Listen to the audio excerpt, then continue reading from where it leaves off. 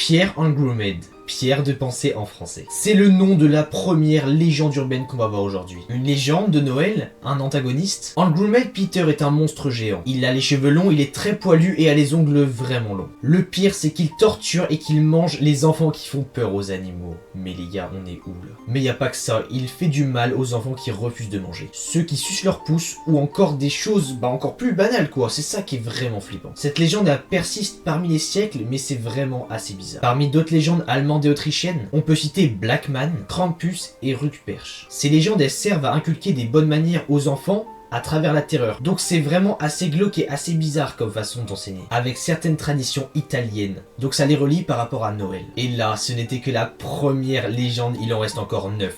Donc n'hésitez pas à prendre vos petits popcorn, à vous installer bien confortablement sur votre canapé et à profiter de cette vidéo. La période de Noël est une période de joie, de cadeaux et de famille. Cependant, en Europe, il existe certaines traditions qui sont vraiment sombres et aujourd'hui, on va voir ça. Mais quand je vous dis sombre, c'est sombre level x 1000 car c'est vraiment sombre, voire on pourrait utiliser le mot glauque. Pour vous dire, c'est encore plus chaud qu'à Halloween. Le temps autour de Noël, il a été traditionnellement attaché à tous le folklore en fait, un peu d'horreur, un peu ambiance bizarre. Noël et selon les traditions en Europe centrale, les enfants nés le jour de Noël risquent de devenir des loups-garous. Oui, rien que ça, on va voir pourquoi les gars. Tout partirait du fait qu'en fait ils seraient nés le même jour que Jésus-Christ et que ça serait perçu comme un affront. Un peu comme tu vois, je suis né là, tu vois, je suis Jésus, je suis né. T'as pas le droit de naître le même jour. Au XXe siècle, le loup-garou de Paris, Guy Andor, a fait tout simplement naître la tradition. La tradition que si on est le même jour que Jésus, donc le 24 décembre, on pouvait se transformer en loup-garou.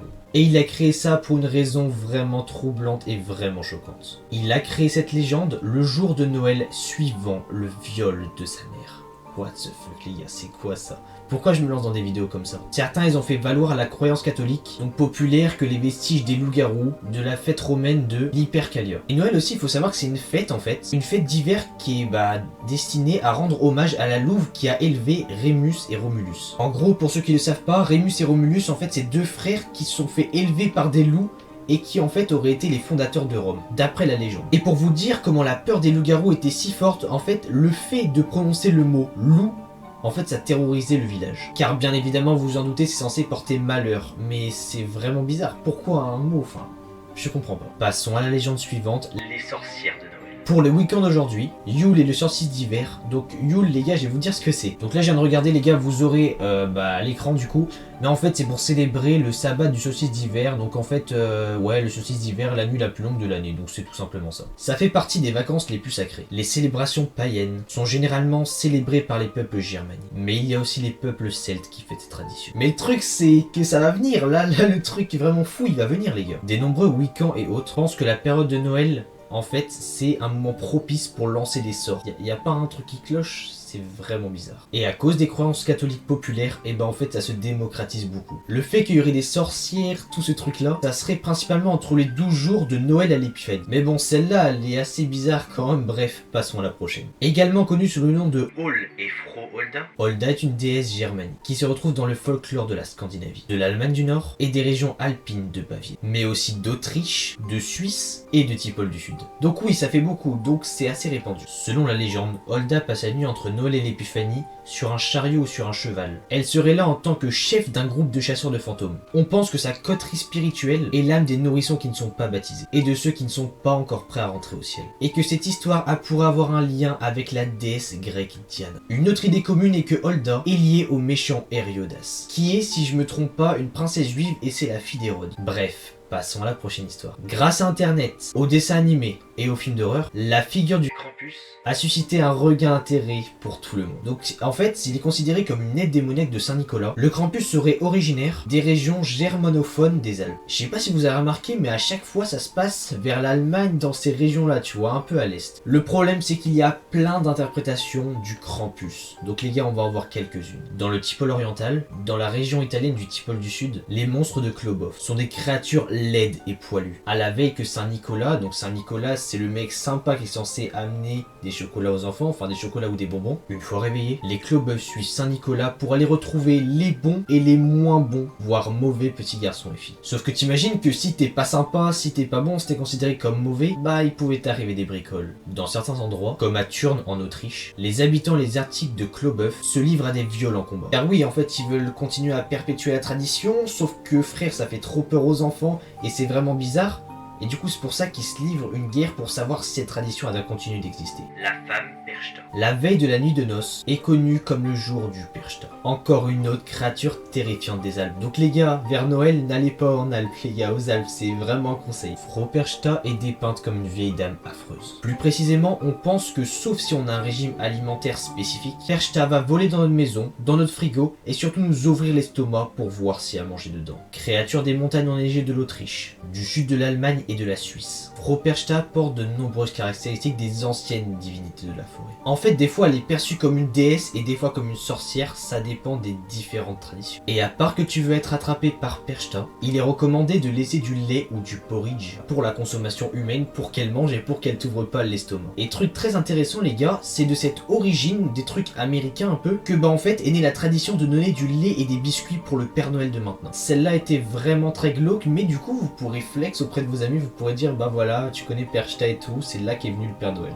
Bref, passons à la prochaine légende urbaine. Le chat de Noël. En Islande, la période des fêtes et surtout celle du chat Yule punit ceux qui ne possèdent pas des nouveaux vêtements. Oui, très bizarre cette légende. Le chat Yule est décrit comme une créature gigantesque. Ça rappelle au peuple islandais qu'il faut travailler dur toute l'année. Et ceux qui n'ont entre guillemets pas travaillé assez dur, qui n'ont pas de nouveaux vêtements, et bah il y a tout simplement le chat Yule qui va leur rendre visite. Bien que les origines du chat Yule soient mises en cause, le but de l'histoire n'est pas là. Car certaines histoires montrent que le chat mange réellement des humains. Il s'agit d'une putain de légende les gars, mais le mec il mange des humains. D'un côté la légende elle est pas mal parce que ça pousse les gens à travailler, mais d'un autre côté c'est assez creepy et assez bizarre.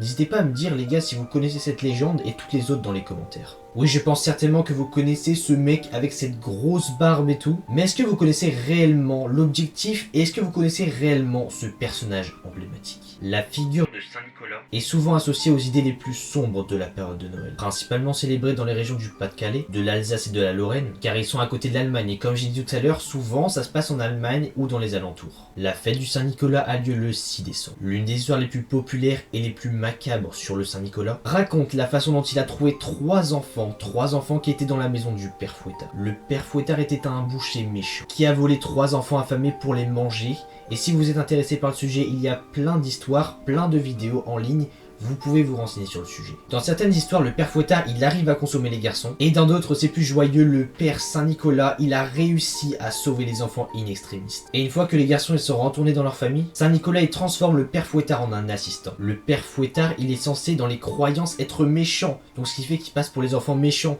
Donc à chaque fois que le Saint-Nicolas il passe, et bah les enfants ils ont peur, parce qu'à tout moment il y a le Père Fouettard qui passe et il leur fait des choses vraiment pas sympas. Procès de sorcière valdifié. Cette légende est basée sur des faits historiques. Célébrée chaque année au début du mois de janvier, souvent dans les régions italiennes, ils font des reconstitutions du procès. Le procès Valdifiem du coup, qui sont des souvenirs traditionnels, des exécutions de 14 personnes entre 1501 et 1505.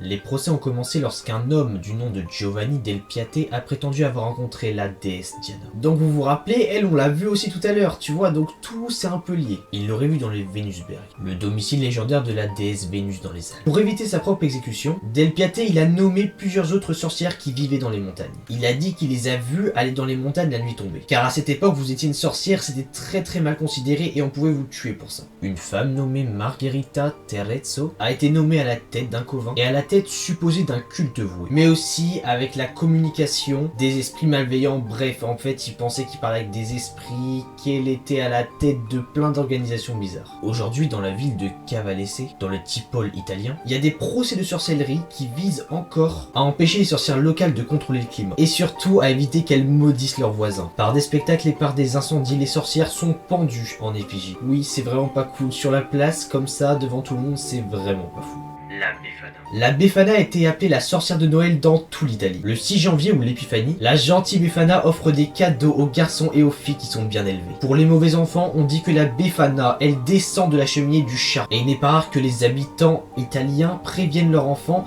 leur disent que s'ils sont passage, la Befana viendra les capturer, les enlever. T'imagines, t'es un enfant, t'entends ça, je pense que t'es un peu traumatisé. À bien des égards, la Befana joue le même rôle que Saint-Nicolas et Krampus dans les Alpes germanophones. En plus, la Befana pourrait avoir les mêmes origines que Holda. Holda, on l'a vu tout à l'heure. La Befana aurait été approchée par les 3 mages le soir où Jésus est né. Après avoir donné refuge et nourriture au roi mage, elle aurait refusé de voir la naissance du Christ parce qu'elle avait trop de tâches ménagères. Un peu plus tard, la Befana aurait changé d'avis mais n'aurait aperçu ni les mages ni Jésus. C'est pour ça qu'aujourd'hui elle continue à voler et elle est toujours à la recherche des mages et de Jésus. Les gars, vous avez vu là les 10 légendes que je vous ai sorties, c'était vraiment des bangers. Ça fait plus de 2h30 que je tourne, donc je suis un peu fatigué les gars, je m'en excuse. Cette vidéo, je sais pas si elle va rendre bien. Normalement ouais, parce que j'ai pris beaucoup de plaisir, mais c'est vrai que j'étais un peu fatigué ces derniers temps. En tout cas les gars, je vais vous souhaiter un très joyeux Noël, vu que c'est Noël demain. Donc en vrai franchement ça fait trop plaisir. J'espère les gars que vous avez beaucoup de cadeaux, n'hésitez pas à me le dire dans les commentaires. J'espère que vous allez passer du bon temps avec votre famille et tout. Bref, on se retrouve à la semaine prochaine. C'était Dewar, salut les potes.